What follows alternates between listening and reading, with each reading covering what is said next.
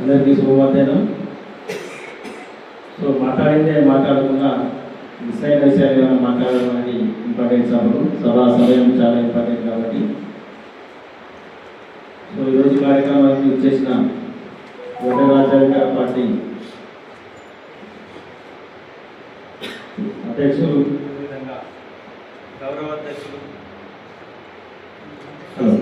గౌరవ అధ్యక్షులు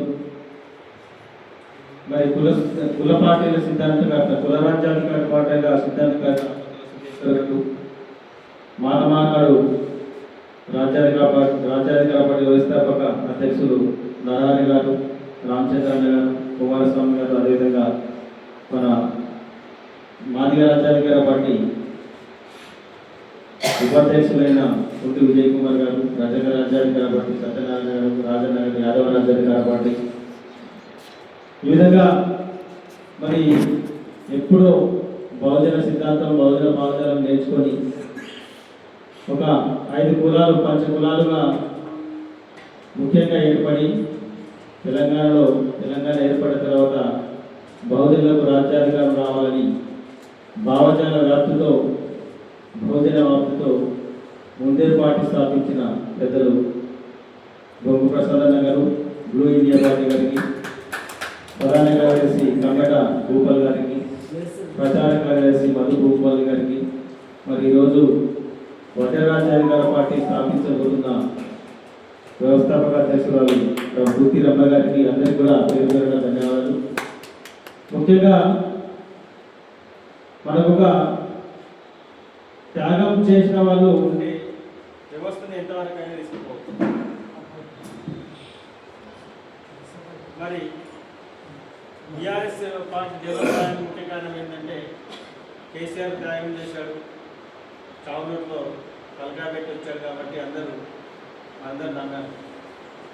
మనకు బానిసత్వం ఎక్కువ అని మన మాటల విధానంలో తెలుస్తుంది. క్షమించని తప్పు ఉంది, క్షమించని తప్పు లేనే లేదు, మీకు మాట్లాడదే కరెక్ట్. మీకు క్షమించండి అనేది స్టేజ్ పైన అనకండి, అది అలవాటు చేసుకోకుండా మీరు పక్క ఫ్రెండ్స్తో ఏ విధంగా మాట్లాడుతారో ఆ విధంగానే మాట్లాడాలి. నాగరాజు గారు అని మీరు కానీ కొంచెం పోతున్నారు. కుటుంబంలో ఎట్లా మాట్లాడుతుందో అట్లా మాట్లాడాలని నేర్చుకోవాలి, ధైర్యం తెచ్చుకోవాలి, గుండె ధైర్యం తెచ్చుకోవాలి. సమాజంలో ధైర్యం లేదు కానీ పనులలో చాలా ధైర్యంతో చేస్తున్నాం. పాములతో, చెట్లతో, అక్కడక్కడ నక్కలతో, అన్నింటితో పోరాడుతున్నాం. కానీ ఈ సమాజంలో ఉన్న నక్కలను, గుండె నక్కలతో మాత్రం పోరాడలేకపోతున్నాం. కాబట్టి సాంఘికీకరణ గురై ఖచ్చితంగా భావజాల వ్యాప్తి అనేది జరగాలి. మీటింగ్లకు అటెండ్ కావాలి. బీసీ కానీ బహుజన, ఇప్పుడు ఎస్సీలో చాలామంది, ఎస్సీ ఎస్టీలలో చాలామంది ఎట్లా ఉంటారంటే వాళ్ళు అంబేద్కర్ ఇచ్చిన రాజ్యాంగంతో ఏదో కార్యక్రమంలో పాల్గొంటూ ఉంటారు. వాళ్ళు 5th క్లాస్ పాస్ కాకుండా కానీ, అసలు చదవకుండా కానీ నరాలను ఉన్నారు. 5వ తరగతి చదివిందో లేదో పాపం, ఎంత బాగా మాట్లాడుతున్నారు. చదువుతారా వాళ్ళు అంటే సొసైటీని చదవాలి. సొసైటీని చదివితే మనతో మాట్లాడితే చెప్తా ఉంటారు, రెడీ చేస్తూ ఉంటారు. కాబట్టి సొసైటీని చదువుకొని ఎన్ని పనులు చేసినా, ఎంత కష్టపడ్డా రాజకీయ ఎన్ని పనులు చేసినా రాజకీయ అధికారం అనేది ఇంపార్టెంట్. వయసు అనిపిస్తుంది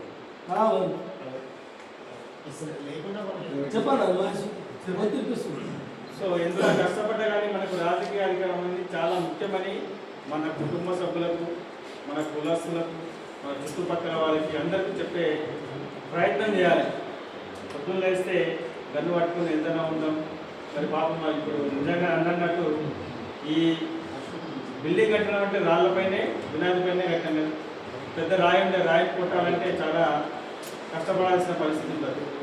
వాళ్ళు పాపం ఏదో తినుకుంటా, తాకుండా, చూసుకుంటా పెద్ద డ్రిల్లింగ్ మెషిన్ తెచ్చి బండ మొదలవుతూ ఉంటాయి. మేము తమాషాగా చూస్తూ ఉంటాం, ఎట్లా మొదలవుతుంది, ఎట్లా వదులుతున్నాం. పనులన్నీ వదిలిపెట్టి ఆ బండను ఎట్లా వదులుతున్నాం చూడకుండా అవుతుంది అనమాట. ఎంత వదులుకున్నా కానీ అవి ఇట్లా వాడవాలి. ఎట్లా వదులుతుంది, ఎట్లా పర్యవాస్తుంది, ఏదో కంటెంట్ అంటుంది, ఏదో కింది సౌండ్ని బట్టి ఆ విధంగా తెలివితేటలు ఉన్న వాళ్ళు మరి రాజ్యాధికారంగా ముందుకు రావాల్సిన అవసరం ఉన్నది. మరి కుల సంఘాలుగా ముందుకు వస్తున్నాం. సంఘాలు మనం ఏమంటారు, గంపజాతర వెళ్ళినా లేకపోతే వనభోజనాలు పెట్టినా గుంపులు వస్తూ ఉన్నారు. మంచిగా రెడీ అయిపోయి ఇంతమంది ఉన్నారా అన్నట్టు అనిపిస్తుంది. ఏ సంఘం పెట్టినా కానీ కులగా వనభోజనాలు పెట్టినప్పుడు ఎంత బాగా అనిపిస్తుంది. చాలామంది వస్తారు ఏ సంఘానికి అసలు మొన్న జరిగినాయి ఇక్కడ అసలు రోడ్లనే నిండిపోయినాయి. కాబట్టి ఈ రాజకీయ అధికారం అనేది చాలా ముఖ్యం. ముఖ్యంగా ఏ ఇద్దరు మనిషి కలిసి రావాలంటే చాలా త్యాగం చేయాల్సి ఉంటుంది. ఫ్రెండ్స్గా తయారు కావాలంటే చాలా త్యాగం చేయాల్సి ఉంటుంది. ఒకరు నచ్చరు. కాబట్టి ఎంత కొట్లాడినా వల్ల వాళ్ళే మంచిగా అనిపిస్తారు. కాబట్టి ముఖ్యంగా బహుజనులకు కావాల్సింది కలిసి నడవడం.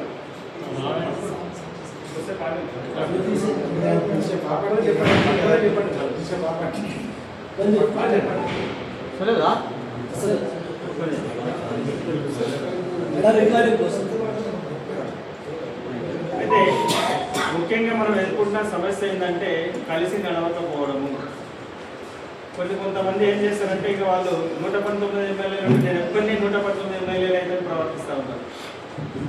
మిగతా వాళ్ళకి కలవదు. వాళ్ళకి కావాల్సింది ఒకటే పోస్ట్, లేకపోతే త్యాగం అనే చేయాలి. అది మన బహుజనంలో వచ్చేస్తే ఖచ్చితంగా రాజకీయ అధికారం రాబోయే 3 సంవత్సరాలు బాగా కష్టపడితే కులాలుగా దగ్గరై కుల పార్టీలు ఏర్పరచుకొని మనకు ఆల్రెడీ బహుజన కొంతమంది పార్టీలు ఏర్పాటు చేయడం జరిగింది. అన్న ప్రసాద్ వాళ్ళు వాళ్ళ కంట్రీ బ్లూ ఇండియా పార్టీ ఏర్పాటు చేశారు. నేను ఆంధ్ర నుంచి ఒక పార్టీ వచ్చింది, తెలంగాణ తెలుగు జనతా పార్టీ అని.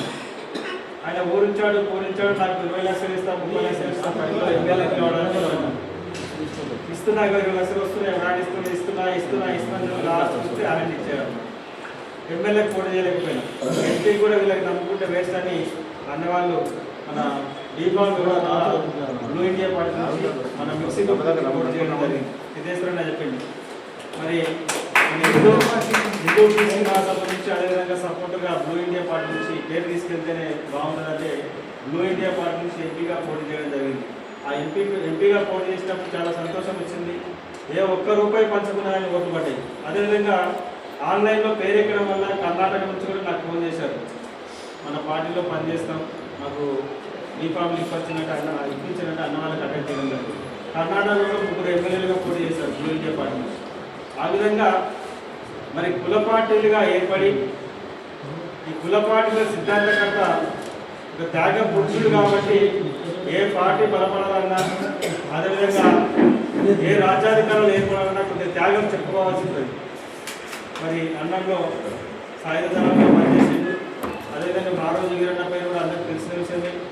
మరి కుల పార్టీలు కులాల యొక్క సంఘాలు ఏర్పాటు చేసింది అన్నవాళ్ళే కాబట్టి మందకృష్ణ మాదిగ లాంటి వాళ్ళని తయారు చేసింది, వాళ్ళకి సిద్ధాంతాన్ని బోధించింది ఇటువంటి సిద్ధాంతకర్తలే కాబట్టి మరి చక్కని ఆలోచనతో కుల రాజ్యాధికార పార్టీని ఏర్పాటు చేయాలి. వాళ్ళందరూ కలిసి అలయన్స్ ఏర్పడి మనము ఒక పార్టీ ఒకటే గుర్తు మీద పనిచేస్తే చాలా బాగుంటుందని, దీనికి ఒక్కటే మంది బహుజన రాజకీయ అధికారం అంటే ఒకటే మంది, వేరే మంది లేనేలేదు. అన్న చెప్పినట్టుగా కొంతమంది పార్టీలు పెట్టారు, అది కులము అని చేసుకోలేదు. అదేవిధంగా మిగతా బీసీలు కూడా కలిసి రాలేదు. మన పార్టీ అని, నవ తెలంగాణ పార్టీ అని, అదేవిధంగా మిగతా వాళ్ళు కూడా కొంతమంది పార్టీలు పెట్టారు అప్పట్లో తెలంగాణ ఏర్పడిన తర్వాత. కానీ వాళ్ళు ముందుకు రాలేకపోరు. గౌడలు పెడితే గౌడలు ఓన్లీ ఆ పేరన్న పెట్టుకుని కొంతమంది వస్తారు. అదే ముందు కాపులు పెడితే ముందు కాపులోనే కొంతమంది వస్తారు. కానీ వాళ్ళ పార్టీ అని ఆయన అనుకుంటారు, లేకపోతే అందరికి సంబంధించింది కాబట్టి వాళ్ళు అనుకుంటారు. కులాలుగా ఏర్పడి పటిష్టమై మేమెంతమందిమో మాకంత వాటా, మాకు వడ్డరలు 3% ఉన్నామా 4% ఉన్నా కౌంటింగ్లో తెలుస్తుంది. ఖచ్చితంగా 4 ఎమ్మెల్యేలు ఏ నియోజకవర్గం ఒక నియోజకవర్గంలో ఉంటుంది. ఆ ఏ పార్టీ అయినా వడ్డర్లకి టికెట్ ఇవ్వాలి. ఆ విధంగా వస్తేనే మనకు వాటా వస్తేనే ఖచ్చితంగా మనం రాజకీయ అధికారం పొందుతాం, మన వాళ్ళకి మనం న్యాయం చేసుకుంటాం. ఒక చిన్న ఎగ్జాంపుల్ చెప్పి నేను ముగిస్తాను. రాజ్యాధికారం ఎందుకు అవసరం? మన పని మనం చేసుకుంటాం. రోజు 1000 రూపాయలు, 10,000, 2,000, 3,000 ఎంతో సంపాదించుకుంటాం. కొంతమంది కాంట్రాక్టులు చేసే వాళ్ళు రోజుకు 10,000 సంపాదించవచ్చు. నేను రాళ్ళు వస్తే రోజుకు 1,000 రూపాయలు సంపాదించవచ్చు కదా అనుకుంటే కుదరదు. ఎందుకు కుదరదు అంటే వాళ్ళు కోట్లు పోగేసుకొని మనకు ఒక ఓటుకు 10,000 నుంచి 1,00,000 రూపాయలు కూడా ఇవ్వడానికి సిద్ధమవుతున్నారు. ఎట్లా పోగేస్తున్నారు? మరి మనం ఇంత కష్టపడుతున్న డబ్బులు వస్తుంది, వాళ్ళు ఎట్లా పోగేసుకుంటున్నారంటే, ఒక కోట్ల విజయ భాస్కర్ రెడ్డి సీఎంగా ఉన్నప్పుడు ఒక బీసీ ఏం చేశాడంటే అపోలో హాస్పిటల్లో, ఇప్పుడు అపోలో హాస్పిటల్ ఉంది కదా, అక్కడ 33 ఎకరాలు నాకు లీజుకి ఇవ్వండి, నేను హాస్పిటల్ పెడతాను ఒక బీసీ వెళ్ళాడనమాట. సో ఏదో ప్లాన్ బాగుందని ఆ కోర్టులో విజయభాస్కర్ రెడ్డి ఏం చేశారంటే సరే ఇస్తానని ఆ ఫైల్ అంతా తీసుకొని ఒక బీసీ ఇవ్వకుండా రెడ్డికి ఇచ్చారు. ఆ రెడ్డికి ఇవ్వడం వల్ల ఇప్పుడు అపోలో హాస్పిటల్లో ఎంత ఉందో మీకు తెలుసు. హాస్పిటల్కు లోన్లు ఇస్తే కానీ ఇంట్రెస్ట్ ఉన్నదంట. ఆ విషయం మాకు తెలియదు. హాస్పిటల్కు ₹1,00,00,000 లోన్ ఇస్తారు, ఆ లోన్కు ఇంట్రెస్ట్ ఉన్నదంట, ఎందుకంటే సేవా సంస్థ కాబట్టి. ఆ విధంగా అపోలో హాస్పిటల్లో ఒక రెడ్డికి ఇవ్వడం వల్ల 33 ఎకరాలకు ఆయన లీజుకి ఇచ్చారు. ఎకరకు 3 లక్షలు అంటే ఎంత అవుతుంది? మా అంటే ₹1,00,00,000. ఆయనకు 5 కోట్లు లోన్ ఇచ్చారు. లోన్ వచ్చేసి 5 కోట్లు ఇచ్చారు. ఈయనకు గవర్నమెంట్ కట్టాల్సిందంత ₹1,00,00,000. ఆ 5 కోట్లకు మళ్ళీ ఇంట్రెస్ట్ లేదు, ఎప్పుడంటే అప్పుడు కట్టుకోవచ్చు అన్నమాట. ఆ విధంగా అపోలో హాస్పిటల్ ఏర్పడి ఇప్పుడు తెలంగాణ వ్యాప్తంగా దేశవ్యాప్తంగా ప్రయాణం చేస్తుంది. 30,000 కంటే జీతం తక్కువ ఎవరికి ఇస్తారు? మండలికి ఇస్తారు. ఊరుకోవడము, అప్డేట్గా రాయడము, లేకపోతే ఏదో మన రాయాలుగా ఉండడము మనకి 30,000 50,000 కంటే జీతం ఉన్నలకు ఎవరు ఇస్తారు?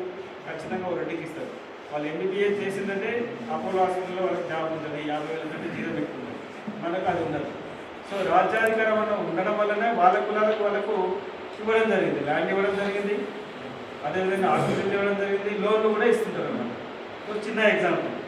సో ఈ విధంగా సినిమా రంగంలో కానీ, అదేవిధంగా ఈ విధంగా రాజకీయ రంగంలో కానీ, హాస్పిటల్స్లో కానీ, విద్యా వ్యవస్థలు కానీ, మన ఒకరు చెప్పారు ఎందుకంటే ఫీజు రీఇంబర్స్మెంట్ ఎందుకు ఇచ్చారంటే వాళ్ళకు ఇవంతా ఫ్రీగా చదవాలి. ఫ్రీగా అంటే ఎట్లా? గవర్నమెంటే ఫీజు చెల్లించాలి.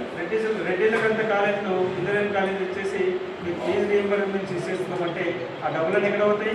రెడ్డి కాలేజీల వాళ్ళకి వెళ్తాయి. ఆ విధంగా ప్లాన్లు చేసుకొని వాళ్ళు మైనారిటీలో ఉన్న వాళ్ళు ప్లాన్ చేసుకున్నారు. మెజారిటీ ఉంది కాబట్టి మనకెందుకు అనుకుంటాం. తక్కువ ఉన్నవాడు ఏం చేస్తారంటే కొంచెం జాగ్రత్తగా ఉంటారు, తక్కువ డబ్బు ఉన్న వాళ్ళు కొంచెం జాగ్రత్తగా ఉంటారు. ఆ విధంగా వాళ్ళు తక్కువ సంఖ్య ఉంది కాబట్టి ఈ రాజ్యాన్ని ఏ విధంగా వెళ్ళాలి, రిజర్వేషన్స్ లేకుండా ఏ విధంగా బతకాలి, వ్యవస్థలు ఏ విధంగా నిర్మాణం చేయాలి అని ముందుకు వెళ్తున్నారు. ఆ విధంగా మనం ముందుకు వెళ్ళలేకపోతున్నాం. కార్యకర్తలు చేస్తున్నాం, ఓకే చేయాలి, బట్ రాజ్యాధికారం కూడా వేరే వేరే ఇంపార్టెంట్. కాబట్టి ఈరోజు మరి వడ్డెర రాజ్యాధికార పార్టీ ఏర్పడుతున్నందుకు మేము కూడా వారికి తోడ్పాటుగా ఉంటూ, మాకు కూడా వారికి తోడ్పాటు ఉంటూ ఓట్ల షేరింగ్, సిగ్ల షేరింగ్ ద్వారా ముందుకు వెళ్తామని మరి మిగతా వాళ్ళు మాట్లాడలేదు కాబట్టి వచ్చినందుకు. అదేవిధంగా ఈ బిల్డింగ్ మొన్ననే కట్టినందుకు తక్కువ ఫెసిలిటీస్ ఉన్నాయి. రాబోయే 1 ఇయర్లో అక్కడ కూడా స్టేజ్ రెడీ అవుతుంది, ఏ ఫ్లెక్సీ పెట్టుకోవడానికి ఏదైనా. అదేవిధంగా సౌండ్ సిస్టమ్ కూడా మొత్తం బిల్ చేస్తున్నాం. ఆల్రెడీ బిల్డింగ్ కట్టేది లేదని కాబట్టి ప్రతి ఆదివారం కానీ మీరు ఏం పెట్టుకున్నా కానీ నేను అవకాశం ఇస్తాను. మా పెళ్ళైన అతను కూడా వైసెస్లో ఎన్నో కార్యక్రమాలు చేస్తూ ఉంటాడు. అతను నేనేమన్నా, నన్ను కూడా అతను ఏమన్నాను. కాబట్టి ఈ ప్రాంగణాన్ని వాడుకోవడానికి స్టేజ్ కూడా మొత్తం రెడీ చేపిస్తాను. అన్ని ఫెసిలిటీలు ఊరికే మనకు అవకాశం ఉండవు. ప్రోగ్రామ్ చేయాలంటే డబ్బులతో కూడుకున్నది. సో మనము పెళ్ళిళ్ళు చేస్తాము, వ్రతాలు చేస్తాము, అన్నీ చేస్తాం. అన్నింటిలో ఎవరు పాల్గొంటారు? మనమే పాల్గొంటారు. అక్కడ కూడా ఇదే ముచ్చట పెట్టాలి. ఇదే ముచ్చట పెడితే మనకు అందరికి తెలుసు. వాళ్ళ పార్టీలు పెట్టిండు, మా వదిన పార్టీలు ఉన్నాయి, సో డబ్బులు లేకుండా వెళ్ళాలి అని ఖచ్చితంగా మనకు అవకాశం వస్తుంది. కాబట్టి ఈ అవకాశం దొరికినందుకు మీ అందరి ముందు మాట్లాడుతున్న ధన్యవాదాలు తెలియజేసి జై భీమ్, జై బీసీ. అధ్యక్ష, స్టేజ్పై ఉన్నటువంటి అన్ని కుల పార్టీలకు సంబంధించిన అధ్యక్షులు, ఉపాధ్యక్షులు, ప్రధాన కార్యదర్శులు, ప్రత్యేకంగా బ్లూ పార్టీ నుంచి వచ్చినటువంటి మిత్రులకు కూడా ఉద్యమాలు అభినందనలు. వల్ల మనం ఈ కుల పార్టీలు ఏర్పాటు చేసుకున్న సంబంధించిన ఆలోచన ఏదైతే ఉందో ఈ ఆలోచన విధానానికి సంబంధించినటువంటి ఇప్పుడే పుట్టు పోసుకుంటాం.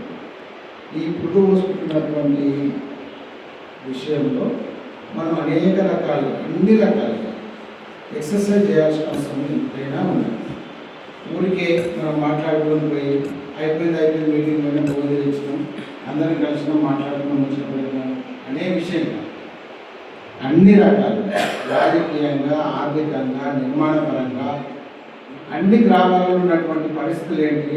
ఇవాళ ఇందాక మన మిత్రుడు మున్నూరు కాపు రాజ్యాధికార పార్టీ అనేటువంటి చెప్పినటువంటి విషయాలు ఏదైతే ఉందో ఒక్క వ్యవస్థ, ఏదైనా ఒక వ్యవస్థను మనం ఏర్పాటు చేసుకోవాలంటే రాజ్యాంగం ప్రకారం దాంట్లో ఏం చేయాలి, ఎంత రిజర్వేషన్ ఇవ్వాలి, ఎవరెవరికి ఏం చేయాలని సంబంధించినటువంటి ఎట్లయితే రాసుకుంటారో అదేవిధంగా మనకు సంబంధించినటువంటి విషయాల్లో కూడా మనం ఆ రకమైనటువంటి ఎక్సర్సైజ్ చేసి మనం ముందుకు పోగలిగితే మనం ఎంతైనా ముందుకు పోవడానికి ఆస్కారం ఉంటుంది.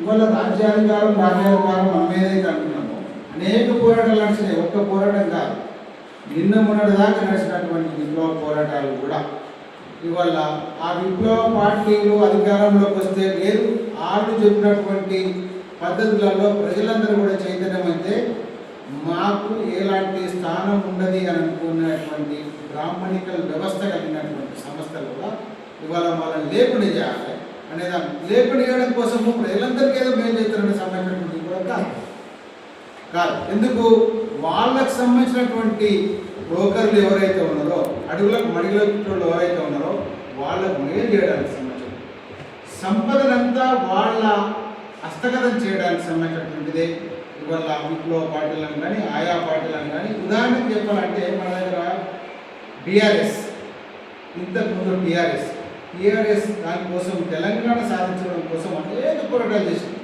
అనేక పోరాటాలు మామూలు పోరాటాలు కాదు. లాస్ట్కు 1200 అంతకంటే మంది అమరులయ్యింది. అంతకంటే ముందే అనేక మంది పోరాటాలు చేసి తెలంగాణ సాయుధ పోరాటం నుంచి మొదలుపెట్టి అంతకంటే ముందు తెచ్చుకుంటే ఇప్పటి వరకు మొన్నటి వరకు కూడా జరుగుతున్నటువంటి పోరాటాల్లో తెలంగాణకు సంబంధించినటువంటి బిడ్డలు అనేక మంది అమరులయ్యారు. మా ఊర్లో అయింది, మా పక్క ఊర్లో అయింది, మా చుట్టుముట్టు ఊర్లలో మొత్తం అయింది. కారణం ఏంటంటే మనకు రాజ్యాధికారం రావాలి. రాజ్యాధికారం ఎవరి చేతుల్లో ఉన్నది అని అంటే మన చేతుల్లోనే మందికిస్తున్నాం.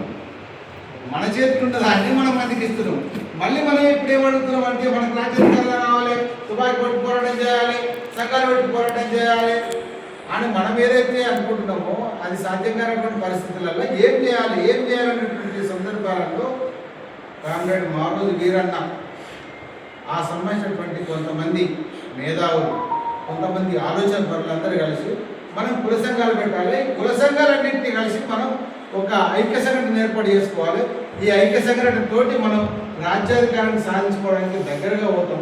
అందుకోసం మనం ఈ పని చేయాలని చెప్పేసి తను అనేక రకాల పోరాటాలు చేసి అడవి ఉద్యమాన్ని అనుబంధంగా చేసుకొని పోరాటం చేస్తున్న క్రమంలో అన్ని రకాల కుల సంఘాలు, ఎన్ని సంఘాలు పెట్టాలో అన్ని సంఘాలు పెట్టి మొత్తం పెట్టినా కూడా వీటి ఎంతవరకు వచ్చింది అని అంటే కొంతవరకు వచ్చింది.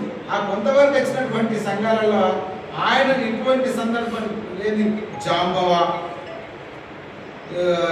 ఏంది మన ఏమి పేరు అది మనకు సంబంధించినటువంటి వెనుకటికి వెళ్ళినటువంటి పేర్లను పెడుతుంటే వీడవర్రా ఇట్ల పేర్లు పెడుతున్నా అని చెప్పేసి కేంద్రంలో ఉన్నటువంటి బీజేపీ నాయకులు కానీ రాష్ట్రంలో ఉన్నటువంటి చంద్రబాబు నాయుడు నాయకులకు ఆదేశాలు ఇచ్చి వీడెవడో వీడిని ముందుగా తీసేయాలని చెప్పేసి వాళ్ళు పట్టుబట్టి వీరను దొరకబట్టుకుని ఎంతలా పీకడంత మనిషి పిట్ట కొంచెం భూతకనం అని అంటాం కదా, ఆ రకమైనటువంటి మన చిన్న మనిషిని పట్టుకొని తీసుకుపోయి ఊరికే తీసుకుపోయి జైలు వేసినప్పుడు బతికేటోడు తీసుకుపోయి చంపేసి ఆ ఉద్యమాన్ని, ఆ సిద్ధాంతాన్ని అణిచివేయాలని సంబంధించినటువంటి సంకల్పంతో ఆ రోజు పోయింది అని అనుకున్నారు. కానీ పోలే, అది మనసులలో మెదులుతూ ఈ రకమైనటువంటి ఈ స్థితిలో ఇక్కడికి వచ్చి మనం మాట్లాడుకుంటున్నాం అని అంటే అది బతికే ఉన్నది, చనిపోలే.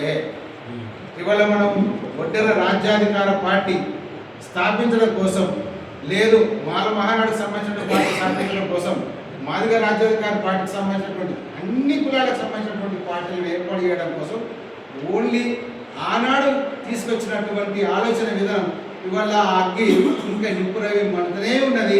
ఇక్కడ ఇవాళ మనం ఒడ్డెర రాజ్యాధికారి పార్టీ ఏర్పాటు చేసుకోవడానికి సంబంధించినటువంటి మనం ఎందరం వచ్చినాము అంటే దానికి ఇంకా మనం దీనికి సమస్యపోలేదు.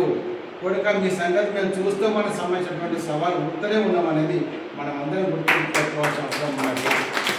కనుక ఇవాళ మిత్రురాలు చెల్లె గుత్తి రమ్య, ఒడ్డెర ఎల్లన్న, మిగతా సంబంధించినటువంటి నాగరాజు, వినోద్ కుమార్, సూరం శ్రీనివాస్ వీళ్ళందరూ ముందుకు వచ్చారంటే వీళ్ళకు చదువు నుంచి కొంతమంది రాలేదు. ఇళ్ళకి ఒక్క రమ్య కూడా కాదు, ఎల్లన్న ఒక్కడ తప్ప ఉపన్యాసం చేసేటువంటి శక్తి సామర్థ్యాలు కలిగినటువంటి వాళ్ళ వర్క వై ఎందుకు అని అంటే వాళ్ళు చదువుకోలే, వాళ్ళకు ఎక్కడ ఏ ప్రయాసంగాల్లో పనిచేయలే, రారా వెళ్ళా పోరా వెళ్ళే కంటే ఉన్నాం మనం. అట్లాంటి వాళ్ళు మనం దుఃఖపడుతున్నాము, పిడికిలు బిగిస్తున్నాము, మాకు రాజ్యాధికారం రావాలి అనుకున్నామంటే దాని అర్థం ఏంటిదంటే దాని వెనుకల అనేకమైనటువంటి చరిత్ర, అనేకమైనటువంటి ఇబ్బందులు, అనేకమైనటువంటి కష్ట నష్టాలతో ముందుకు వస్తున్నామనే సంబంధించినటువంటిది మనం గుర్తుపెట్టుకోవాల్సిన అవసరం ఉంది. కనుక ఇవాళ కుల సంఘాలు పెడితే వచ్చింది ఏముంది, అడుక్కోవడానికి సంబంధించినటువంటిది. అదే అడుక్కోవడం సంబంధించినటువంటి కాదు, మనము రాజ్యాధికారం తీసుకోవాలి. రాజ్యాధికారం మన చేతిలో ఉంటే మనం ఏదైనా మనం సాధించుకోవచ్చు. ఆ సాధించుకోవడం కోసమే మనం ఇవాళ రాజ్యాధికార పార్టీలకు సంబంధించినటువంటి ఏర్పాటు చేసుకోవాలనే ఆలోచన విధానంతో ముందుకు నడుస్తున్నాం. దీనికి సంబంధించినటువంటిది అనేక మంది నవ్వులు, ఇందాక మా మిత్రుడు మా తమ్ముడు సత్యం చెప్పినట్టు అనేక మంది వ్యతిరిస్తున్నారు. ఇక ఆయన కొంతమంది ప్రొఫెసర్లు అన్నారు, నేను అందరితో మాట్లాడింది అదా అని కట్టెట్టుందా, ఇందాక చెప్పినట్టు సూత్రం చెప్పినట్టు అంబేద్కర్ ఆ బొమ్మల మీద మన కింద బోర్డు పెట్టుకున్నప్పుడు ఈ సంబంధించినటువంటి దాని మీద మనం జాతిని కానీ కులాలను దానికి సంబంధించినటువంటి ఏది నిర్మించలేమని సంబంధించినటువంటి నిర్మించలేము అనేది కాదు, ఖచ్చితంగా నిర్మిస్తాం. ఎందుకు అని అనుకున్నప్పుడు ఇవాళ మనం కుల సంఘాలు పెట్టాం, లేదు అంబేద్కర్ రాసినటువంటి రాజ్యాంగాన్ని మనం తప్పుపట్టడం లేదు. అదే మనకు ఆధారం, అదే మనకు వెన్నుదన్ను, మనకు వెన్నుపూస లాంటిది.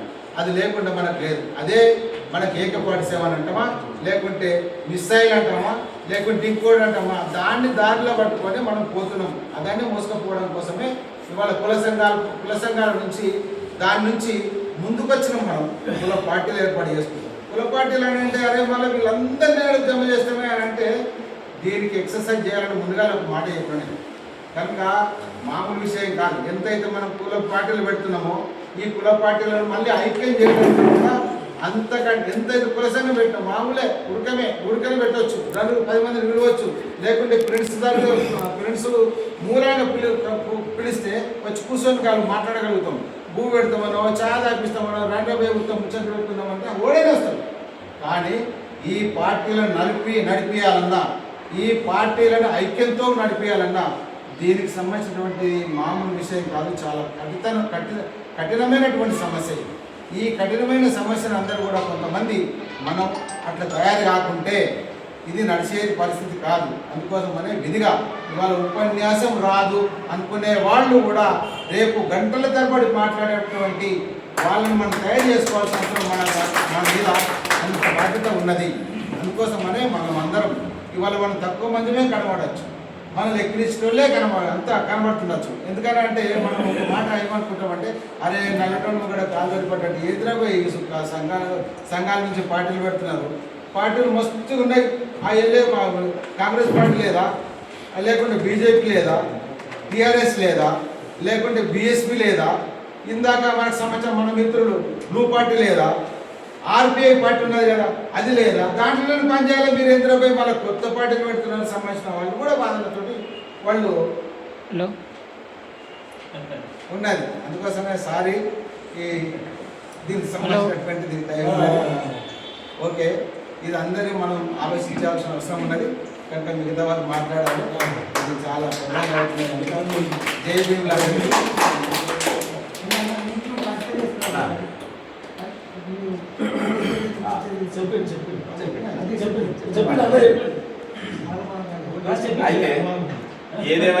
అయితే ఏదేమైనా పోరాటంలో ముఖ్యమైన పోరాటం ఏంటంటే ఆకలి పోరాటం.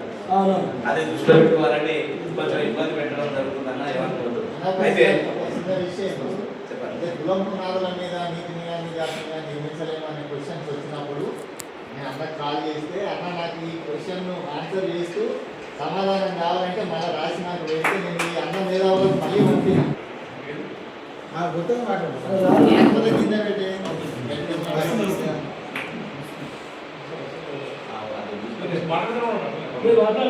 బండలు కొట్టే చేతులతోటి ఈ వ్యవస్థను బహుజన కులాలను ధ్వంసం చేస్తున్నటువంటి ఆధిపత్య కులాల కోటలను బద్దలు కొట్టడానికి ముందరికి వచ్చిన వడ్డల సోదరులు అందరికీ కూడా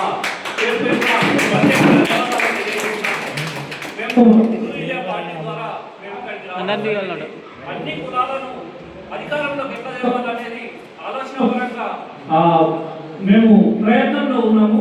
ఇంకా పూర్తి విషయాలు మా అధ్యక్షుడు ప్రసాద్ గౌడ్ గారు మాట్లాడినప్పుడు చెప్తారు. ఇప్పుడైతే మీ అందరికి మరొకసారి శుభాకాంక్షలు తెలియజేస్తాను. సమయాన్ని దృష్టిలో పెట్టుకొని మాట్లాడుతున్నందుకు సమ్మెట భూమిపాలు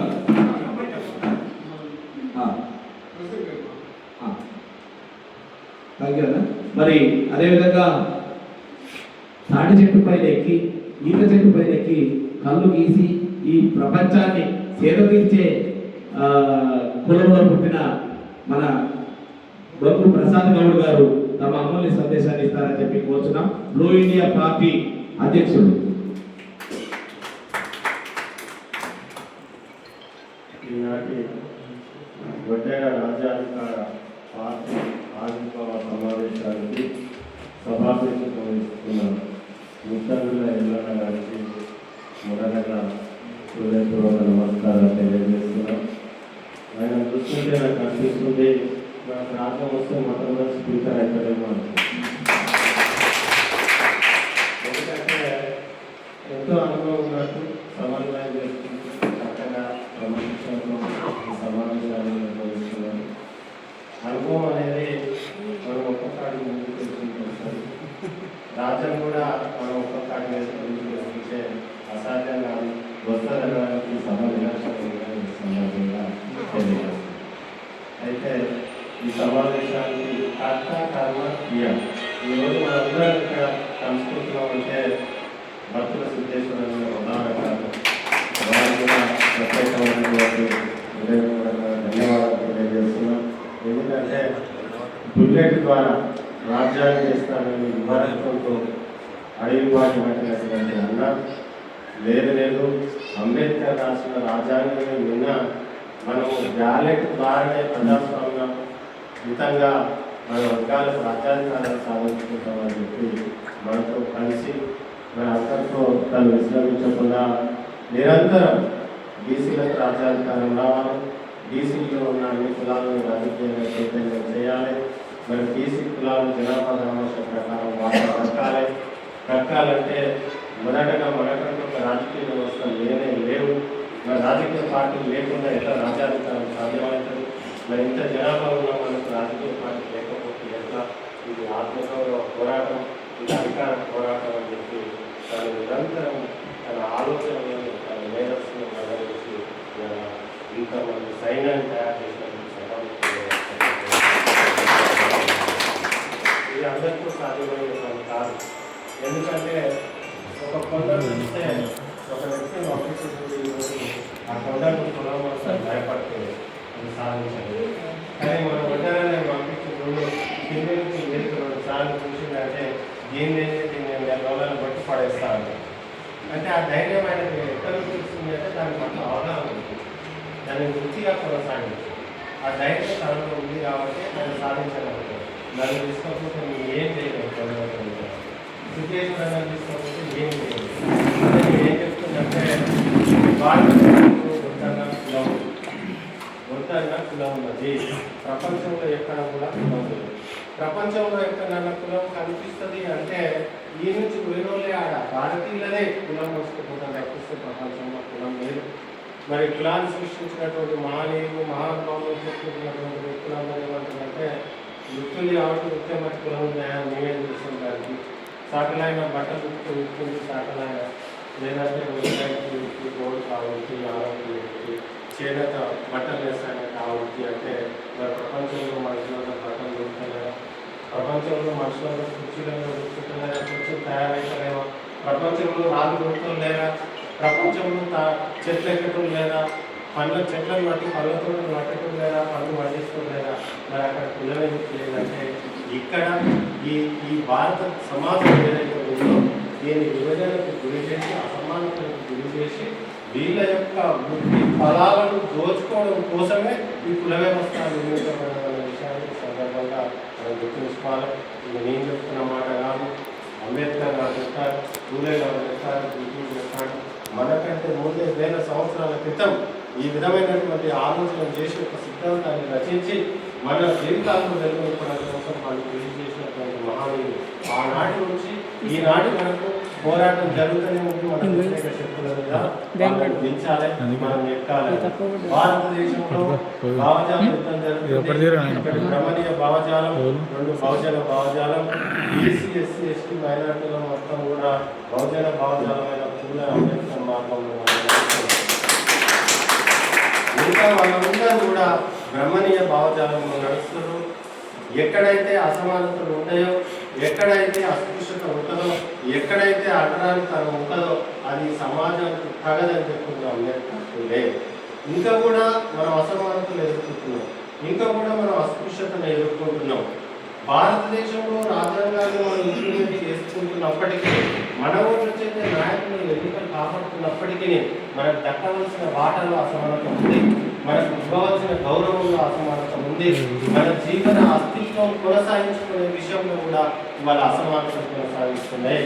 ఈ అసమానతలు తొలగిపోవాలి, సమానత్వం రావాలంటే ఈ సమాజంలో ఉన్నటువంటి అన్ని కులాలకు జనాభా రావాల్సిన ప్రకారం వార్డు మెంబర్ నుంచి పార్లమెంటు మెంబర్ వరకు వాటా దక్కాలి. ఎవరి జనాభా ఎంతుందో ఆ కులానికి వార్డు మెంబర్ నుంచి పార్లమెంటు వరకు వాటా దక్కాలి. అదే సామాజిక న్యాయం అవుతుంది. ఆ సామాజిక న్యాయాన్ని కొలివేసిన కాంగ్రెస్ కానీ, బీజేపీ కానీ, బీఆర్ఎస్ కానీ, బీసీలకు వెనుముకని చెప్పుకుంటున్నటువంటి తెలుగుదేశం పార్టీ కానీ మనల్ని ప్రలోభపెట్టి మనం ఓట్లు వేసుకొని వాళ్ళ అధికారంలోకి వచ్చి పంపిస్తే ఎక్కడ కూడా సామాజిక న్యాయ సూత్రాన్ని గ్రౌండ్ లెవెల్కి ఇంప్లిమెంట్ చేయలేదు. అందుకోసమే మనలో అసమానత తగ్గలే, మనలో ఆర్థిక వృద్ధి పెరగలే, మనకు అన్ని రంగాల్లో దక్కవలసినటువంటి మాట దక్కలే. మరి ఏం చేయాలి? ఎందుకు వాళ్ళ చేతుల్లోకి ఈ దేశ సంపద పోతుంది? ఎందుకు ఈ దేశంలో ఈ రాష్ట్రంలో ఉన్న పరిశ్రమలు వాళ్ళ చేతుల్లోకి పోతున్నాయి? ఎందుకు జనాభా పరంగా మనం 85% పైగా ఉన్నా కూడా ఎందుకు మనం అధికారం రాలేదని ఒకసారి ఆలోచన చేసినప్పుడు మనకు రాజ్యాధికారాన్ని సాధించడానికి రాజకీయ పార్టీ ద్వారా సాధ్యమవుతున్న చరిత్ర చెప్తుంది. మన వర్గాల చేత స్థాపించబడిన రాజకీయ పార్టీలు ఈ రోజు ఈ రాష్ట్రంలో కానీ ఈ దేశంలో కానీ జాతీయ స్థాయిలో దేశంలో కొనసాగలేవు, రాష్ట్రంలో కూడా మన చేత స్థాపించబడ్డ రాజకీయ పార్టీలు లేవు. చూడండి, కాంగ్రెస్, బీజేపీ, బీఆర్ఎస్, తెలుగుదేశం ఈ పార్టీలు ఏవి కూడా బీసీ ఎస్సీ ఎస్టీ మైనార్టీల చేత స్థాపింపబడలేదు. కమ్యూనిస్టు పార్టీలను తీసుకున్న ఈ భారతదేశంలో ఈ తెలుగు రాష్ట్రాల్లో ఓసీల కబంధాస్తాల్లో బందీ అయిపోయినాయి. బాగా గమనించండి. ఇవాళ మొన్నదాకా రాఘవులు సిపిఎం చేస్తే తర్వాత వచ్చిన తమ్ముడే వీరభద్ర చేస్తారు, అంతకుముందు నారాయణ చేస్తే సిపిఐకి శాడ వెంకటరెడ్డి చేస్తారు, సంరక్షణ చేస్తారు. అంటే పేద ప్రజల కోసం, కార్మిక కర్షక కూలి సంఘాల ఐక్యత కోసం, వారి బాగోగుల కోసం, వారి హక్కుల కోసం భూపోరాటం నిర్వహించేటటువంటి కమ్యూనిస్ట్ పార్టీలు సైతం ఇలా అగ్రకులాల కబంధ హస్తాలు చిక్కుకుపోయాయి. దీని కారణంగా కాంగ్రెస్, బీజేపీ, టీఆర్ఎస్, తెలుగుదేశం ఉన్న కమ్యూనిస్ట్ మొత్తం అగ్రకులాల చేతుల్లో ఉన్న కారణంగా ఇవాళ మనం పార్టీల పేరుతున్నాం, జెండాల పేరుతున్నాం, వాళ్ళు ఇచ్చే సిద్ధాంతాల పేరుతున్నాం. మనం వాళ్ళకు ఓట్ చేసి 75 సంవత్సరాలు గెలిపించిన వాళ్ళలో కులతత్వం పోలే, వాళ్ళలో కులాధికారం పోలే.